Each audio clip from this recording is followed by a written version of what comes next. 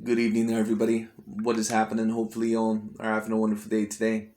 So, when it comes down to it, I thought that I would have a very little interesting conversation once again about Mr. Saul Canelo Alvarez. And I'm going to be talking about quite a bit in this video. I don't know if this video is going to be super duper long, but the reason why I thought that I would make it is because I thought that I would tell my perspective on probably one of the greatest fights that I personally have ever seen. I'm not only going to be doing that, but I'm going to be talking about in my opinion, how much so Canelo Alvarez has really improved as a fighter. And also, one of the narratives that one of the channels, all in all, of course, has been trying to put out there. And the narrative that I'm talking about when it comes to Mr. Saul Canelo Alvarez, especially that is being pushed out by a certain amount of these new media and LDBC channels, is that, well, Canelo, he can't be the number one pound for pound fighter and he can't be an all time great fighter because in almost every big fight that he's been in, he's debatably lost and blah, blah, blah, blah, blah.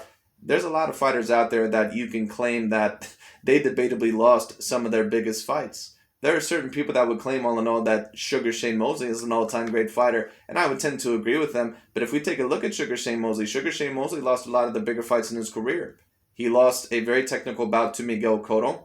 Overall, he was able to lose, I believe, to who the hell was that one fighter that ended up beating him at welterweight? It was the first fighter that ended up beating him. Vernon Forrest, I believe, was his name. That was his name. I believe Shane Mosley also lost to Winky Wright, even though Winky Wright, I believe, was naturally bigger. He also ended up losing to Floyd Mayweather Jr. A lot of people also thought that he lost the Oscar De La Hoya rematch.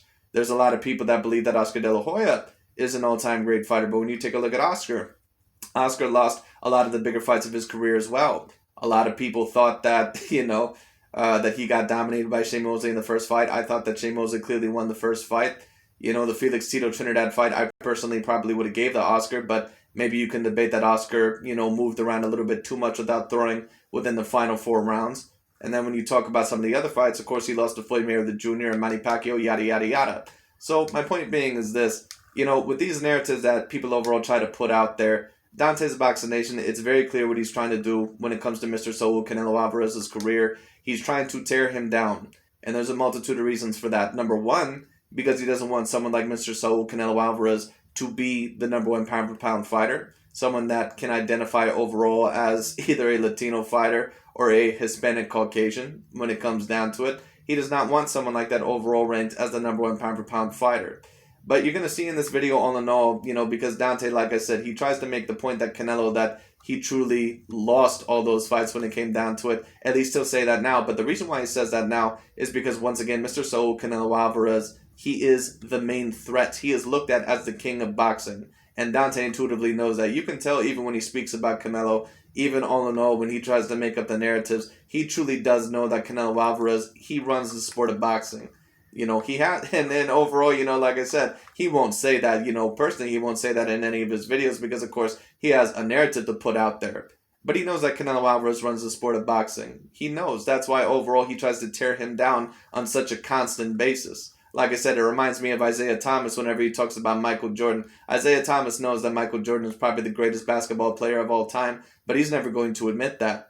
It just is what it is. It's the same thing here. But I wanted to talk about this fight also specifically, this Canelo Alvarez versus Gennady Triple G Golovkin rematch, because to be quite honest with you, this is one of the greatest sporting events that I've personally ever seen, just in terms of this match. And when it comes to sports, especially, they're so interesting to watch because you get to really see all in all how people adapt, what game plan overall or multitude of game plans that they come up with, how intelligent, how unskilled that fighter is, or, whatever sport you may be watching. What their conditioning level is, what level, what max level they can go to in terms of greatness. And sports are so particularly interesting because almost anything can happen in any type of sport. And a certain game, sometimes it can be won by complete domination, or sometimes it can be won by mere inches, mere centimeters when it comes down to it. And I've seen that many, many times. There's certain times overall where in a fight, a certain punch may turn the tide, and all in all, that pretty much won the fight or that fight.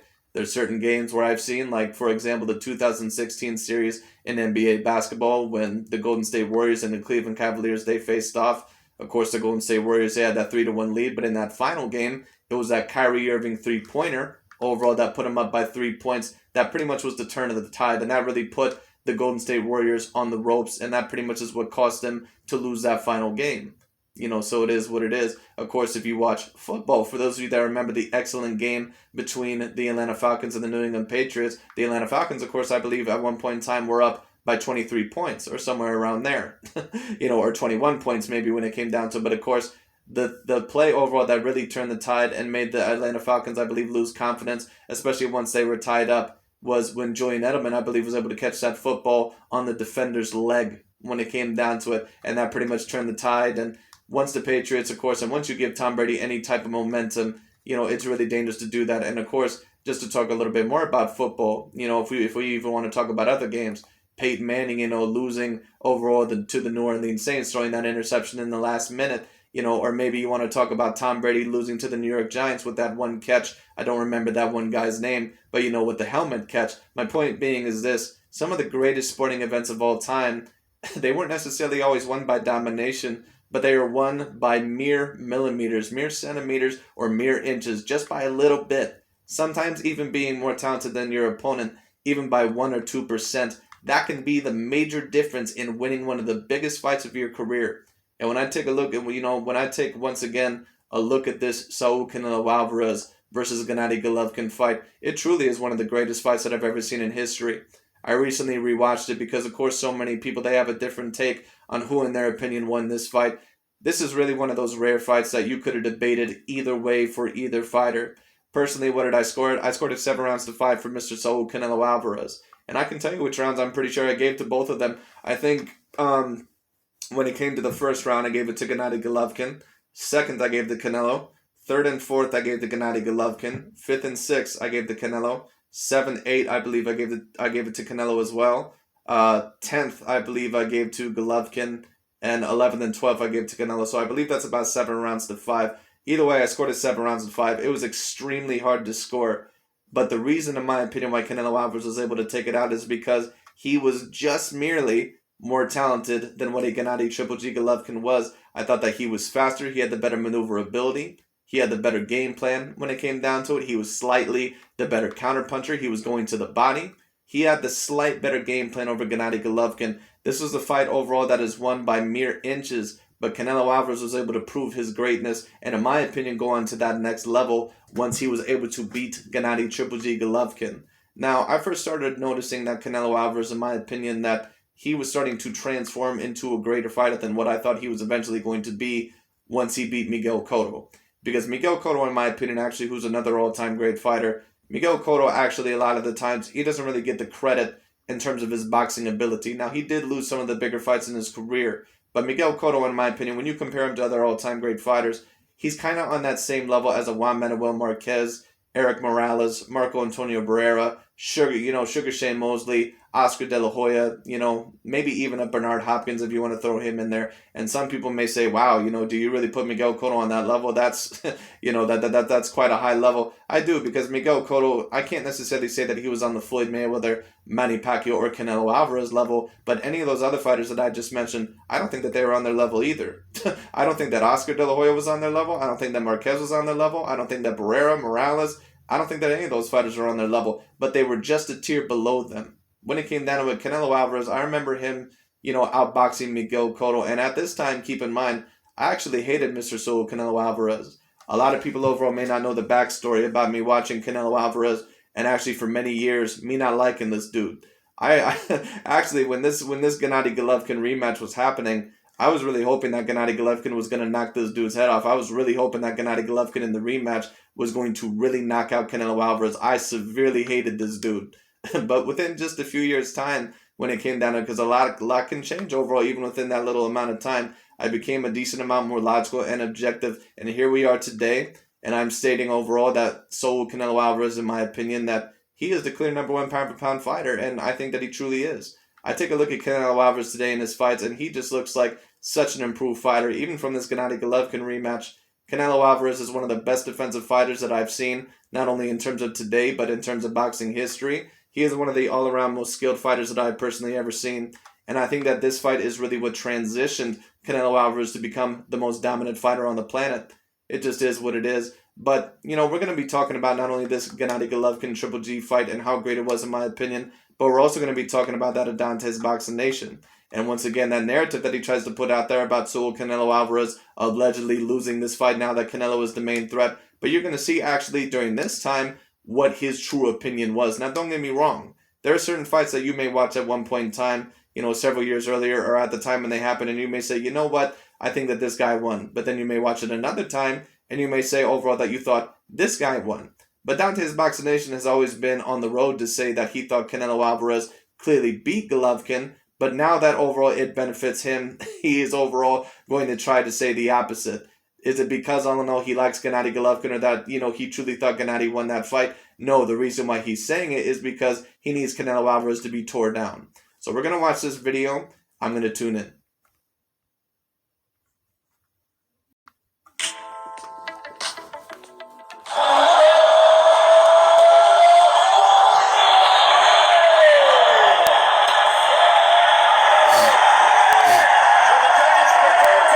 Dante's Boxing Nation, what's going on, guys? Congratulations to Canelo Alvarez. He beats and dethrones Triple G. Before this fight, leading up, walking up to the apron as Golovkin was walking in, Jim Lampley, he said that Golovkin was a living legend.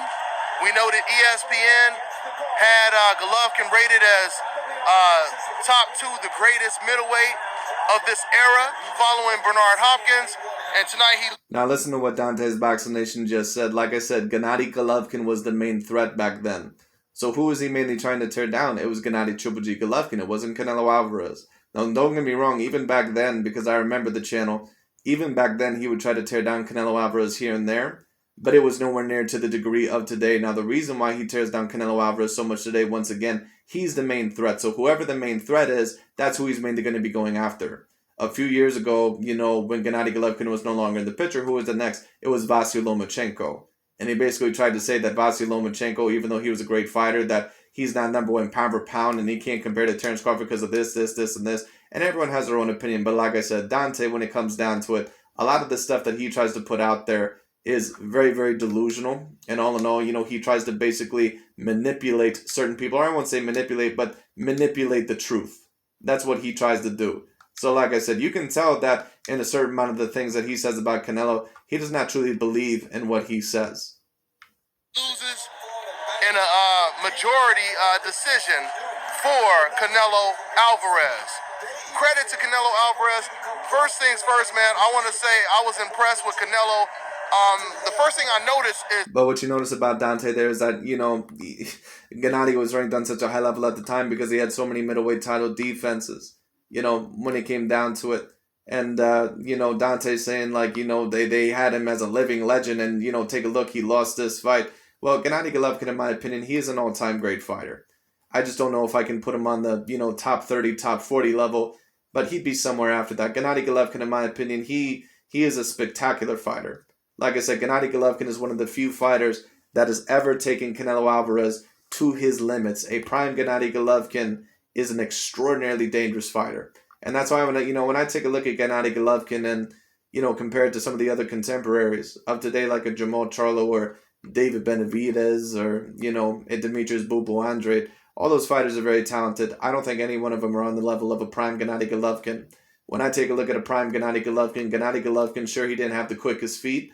He didn't always have Floyd Mayweather Jr. like head movement or anything like that, but he's an extraordinary fighter. First of all, his power is on a whole nother level, usually compared to whoever he was facing. And even Canelo Alvarez got hurt a couple of times, especially, I believe, one time in the 9th round, I believe it was, against, against Golovkin. Canelo even got hurt, and Canelo has one of the greatest chins that I've personally ever seen.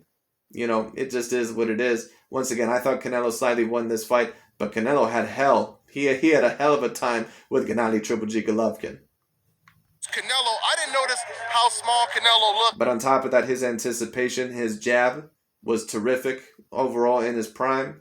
And on top of that, Gennady Triple G Golovkin, he was a very intelligent fighter. Did he have certain limitations? Yes, but Gennady Golovkin overall, when it comes down to it, I do think that he should be remembered as a very great fighter. I don't think that Gennady Golovkin was ever just some complete hype job. Because taking a look at what Canelo Alvarez has been over the years, we know that only a special fighter can really take Canelo Alvarez, a fighter like Canelo Alvarez, to his limits. At the weigh-in. But watching the actual... It's kind of like Juan Manuel Marquez. I would not put Juan Manuel Marquez on the same level overall, as a Manny Pacquiao. But every time that Juan Manuel Marquez fought Manny Pacquiao, he took Manny Pacquiao to the ultimate road. He took him overall to hell and back. And Marquez was actually even able to pull out one of those fights. Now, does that mean necessarily saying that I think Gennady Golovkin is on the same level of Marquez? I can't necessarily say that because I don't think that he has the resume of a Marquez. And Marquez, of course, was a 4-weight division champion. But at the end of the day, Gennady Golovkin, what I'll say is this. He would be probably just a tier below the Marquezes, maybe the Cottos, the Barreras, the De La Hoyas, the Moraleses. In my opinion, Sugar Shane Mosley's. In my opinion, all those fighters that I just mentioned, they're pretty much on the same level. And if you wanted to put Gennady Golovkin there, you maybe could. But the only problem is that I just don't know if he has the same resume as some of those other fighters. Because when I talk about all those fighters, Oscar De La Hoya, he has a victory over Sweet Pea Pernell Whitaker. And I thought that personally he should have probably got the decision over Felix Tito Trinidad, even though that's debatable, I suppose. When you talk about Sugar Shane Mosley, he had that all-time great win against Oscar De La Hoya. Miguel Cotto had multiple very great wins. He had a win over Sugar Shane Mosley, though that was probably the biggest victory of his career when it came down to it. Juan Manuel Marquez, of course, had that victory over Manny Pacquiao. Eric Morales had a victory over Manny Pacquiao and a victory over Marco Antonio Barrera. And Marco Antonio Barrera had a victory over Prince Nassim Hamed. He had a win over, I believe, Eric Morales a multitude of times. And he beat a couple of other great fighters that I'm probably not remembering. So I don't know if I would put Gennady Golovkin quite on their level. But you can tell that Gennady Golovkin, great fighter. Fight, Canelo looked way smaller. Watching the actual fight, Canelo, he looked way smaller than Golovkin. Matter of fact, Canelo, he looked like Cotto when Cotto was fighting against Canelo. But who was the aggressor in the fight? The smaller... I get what Dante is saying, but what I'll say is this. When I was just rewatching the fight today, Canelo certainly did look like the smaller fighter. Even possibly in stature in terms of like thickness. And that don't happen with Canelo often. Because Canelo, he's a big boy, but Gennady Golovkin, man, very built fighter. Guy was the aggressor, and that was Canelo Alvarez. Like, let me say this, and I'm not a person all in all that is like, big into like benching or anything like that when it comes down to it. But of course, I heard that behind the scenes, Gennady Golovkin, that he may even be able to bench 300 pounds. Like, that's how powerful Gennady Triple G Golovkin is. He just has natural power that not a lot of people have. I was surprised when a lot of people kept saying, leading up to this fight, Canelo needs to box, he needs to move, and he needs to counter. But what you guys don't realize is that's what made the first fight so close. Well, Canelo Alvarez actually did move. He did counter. He did maneuver around Golovkin. But the thing is that to beat someone like a Gennady Golovkin, in my opinion, especially if you're a Canelo and you have the tool set to possibly beat someone like a Gennady Golovkin, Triple G, you do need to back him up a little bit. Because, certain punchers overall, especially that, when they're, really powerful and they rely on that punching power, sometimes when fighters come at them, they're like, wow, this dude actually is really coming at me. He's really going to overall try to get me on the inside, and he's really going to try to find me at my own game. And sometimes that surprises them a little bit and flusters them. I don't think it flustered Gennady Golovkin to the same degree that, it flustered Mike Tyson when he fought Evander Holyfield, or it flustered Deontay Wilder when he fought Tyson Fury. But when it comes down to it, Gennady Golovkin, you could tell that he was having a little bit of problems because, for those fighters sometimes to win, it is going to take all in all for them to back up their opponents. So, they have that confidence. So overall, they, have the advantage. It's the same thing with Deontay Wilder and Mike Tyson. And sometimes when you push those fighters back, it's very hard for them to adapt. But let me give Gennady Triple G Golovkin some credit. I think that he was more multidimensional in this fight against Canelo Alvarez than what Mike Tyson ever was against Evander Holyfield, or what Deontay Wilder certainly was against Tyson Fury. So let me state this, for example. I think that Deontay Wilder is certainly a Hall of Famer, but do I believe that Gennady Golovkin is a Hall of Famer as well? And do I believe that he's greater, for example, than that of a Deontay Wilder? Absolutely, no question about it. Because with Deontay Wilder, when he fought Tyson Fury, I didn't really think any of the fights that he had against Tyson Fury were competitive. And Tyson Fury is pretty much the Canelo Alvarez of his division. Not necessarily saying that they have the complete same skill set, but Tyson Fury is known as the best heavyweight of his era. He's known as the best heavyweight of that division. And Deontay, he was nowhere near as competitive overall as what Gennady Triple G Golovkin was with Canelo. I've been telling you guys this forever. Golovkin, he prefers his fighters to move away from him. That's when Golovkin is comfortable. right? So you have to back up. I've been telling you guys this for years. You have to back up Triple G. You cannot fight him on your back foot. You have to back him up. And as you guys see in this fight, Well, Canelo, in my opinion, could not fight him on the back foot. Canelo can maybe fight certain fighters on the back foot, but Gennady Golovkin, he was not going to be able to. Because Gennady Golovkin is too powerful, he has too good of a jab, and he is better on the front foot than what he is the back foot. Let me say this, because a lot of people always like to say that Gennady Golovkin, that he can't fight on the back foot very well. Actually, that's not true. Gennady Golovkin, when you take a look at his fights against David Lemieux, and even a little bit against Danny Jacobs, he actually can fight decently well on the back foot. It's just that he's a little bit slowed, and he's not used to it. especially in the first. But not everyone can necessarily back up Gennady Triple G Golovkin the way that Canelo Alvarez could. Say, for example, if Arasani Lara fought Gennady Golovkin, and if people gave him the same advice, Lara would get killed. The only way that he'd be able to beat Golovkin is if he fought him at his regular game and was defensive. The reason why Canelo was able to beat Golovkin overall, basically forcing him back, is because he had, basically the same somewhat of athletic gifts that Gennady Golovkin had. He was an excellent athlete. He had A-grade power. He was on top of that faster. He also was gifted with an A-grade chin. So Canelo was a person that could risk it to get the biscuit with Gennady Golovkin. I don't think that there's another fighter of this era that would have been able to back up Gennady Golovkin the same way that Canelo Alvarez was. And just looking back at it now, that really overall testifies to how great of a fighter Canelo Alvarez really was even back then. Canelo was starting to walk down the bigger, stronger Gennady Golovkin. And Gennady Golovkin started to look a little bit uncomfortable. It looked like the body shots was really, really getting to Golovkin in the first half. Golovkin, he wasn't as effective with his jab in this fight anymore because, once again, he wasn't backing Canelo up. Because Canelo was standing in front of him with that high guard and jabbing with Gennady Golovkin, Golovkin's jab was not as effective. But credit to Golovkin, in the second half, Abel Sanchez, he told Golovkin that he was losing the fight. His own trainer told him he was losing the fight. And Gennady Golovkin, he tried to turn things around in the second half, and he started to out-jab Canelo in the second half. But overall, it was still Canelo Alvarez. Gennady Golovkin is one of the best jabs that I've personally ever seen in boxing history. It's not something that is extremely fast, but it is something that not only is very powerful and very potent, it is extremely accurate. You can tell that Gennady Golovkin, that he has a very extensive amateur background and that he's fought against a lot of styles. Gennady Golovkin is, he's one of those very talented fighters when he was at his peak. Unfortunately, now, I think that he's probably at a point to where he's pretty much mincemeat, or I won't say mincemeat, but he's pretty much about, he's pretty much a ghost of what he formerly was. But Gennady Golovkin at this time frame, great fighter. That was applying all the pressure. And man, it's crazy how Triple G, he built his name off of that big Mexican style, big drama show thing. And yet, it was Canelo Alvarez.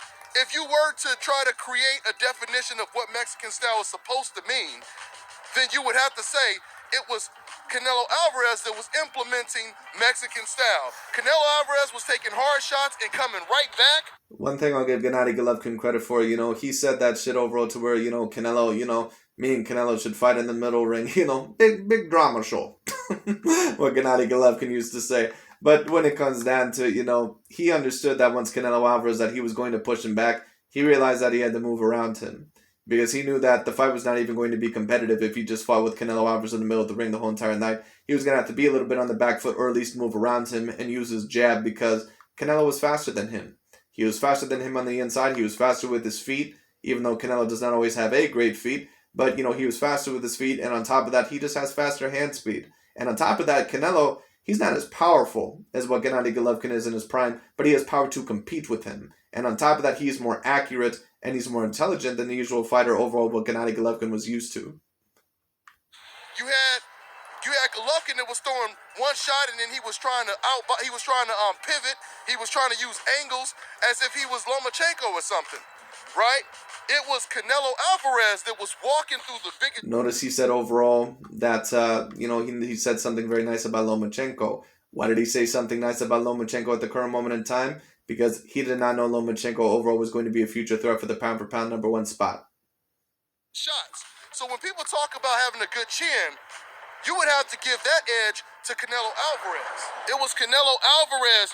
I'm actually not sure if I would give the edge to Canelo Alvarez in terms of better chin. When I seen all in all both fighters land solid punches, it looked like the body shots were affecting Gennady Golovkin a bit, so he was backing up at times.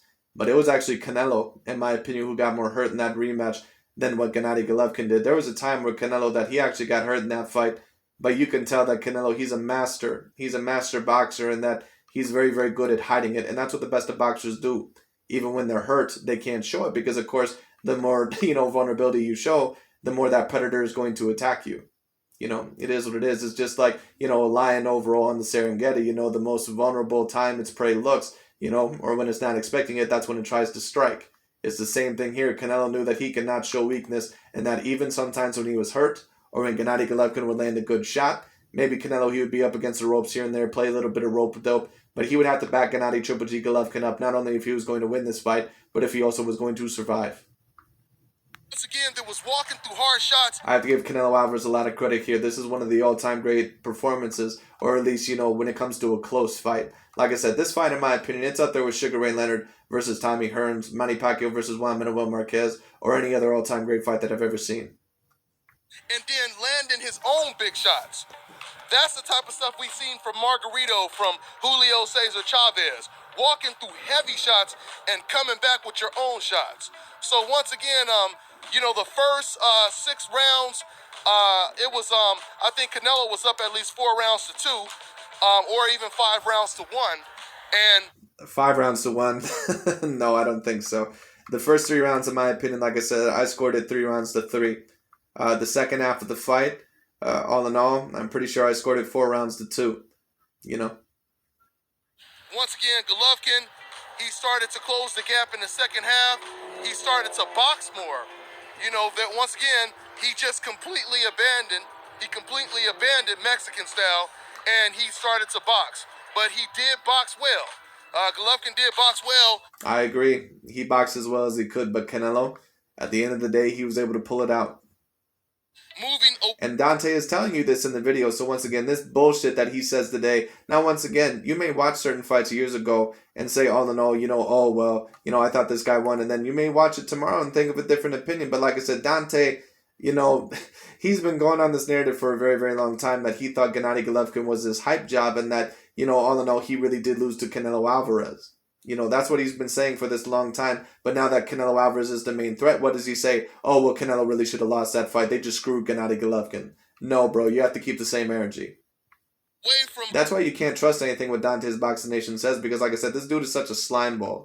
He's such a sleazeball. He'll really say anything to get his point across. You never can trust what this dude says. He's like a paid-off politician. Moving away from Canelo, and using that jab.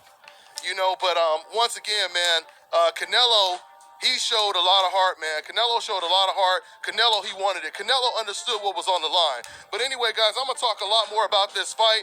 I'm going to go ahead and get ready to watch this press conference right now. I'll catch up with you guys. I'm on to the next one. Yep. And anyways, that's really about it for that video. But I just thought that would be very particularly interesting, not only to expose a certain narrative and to show you what Dante has truly thought about this the whole entire time. And some people may say, well, do you think all in all that maybe he just changed his opinion later on when he rewatched the fight? No, because Dante's been going on this narrative for a few years now. It is only when Canelo Alvarez became the #1 pound-for-pound fighter that he's been spreading this bullshit that Canelo allegedly lost the Gennady Golovkin rematch. Listen, in my opinion, I scored it Canelo 7-5. Although it was a very all-time great fight. But one of the greatest fights that I've seen. Very, very great fight between two very highly talented fighters. But like I said, sometimes in sports, it's a matter of inches. And, Gennady Golovkin, at the end of the day, I just don't think that he put as good of an effort as what Canelo Alvarez did, even though I thought that he tried his hardest in certain rounds. But, anyways, that's really about it for this video. I just thought that I would talk about that. I thought that it would be interesting. And that's pretty much all I got for today. I'll talk to y'all later.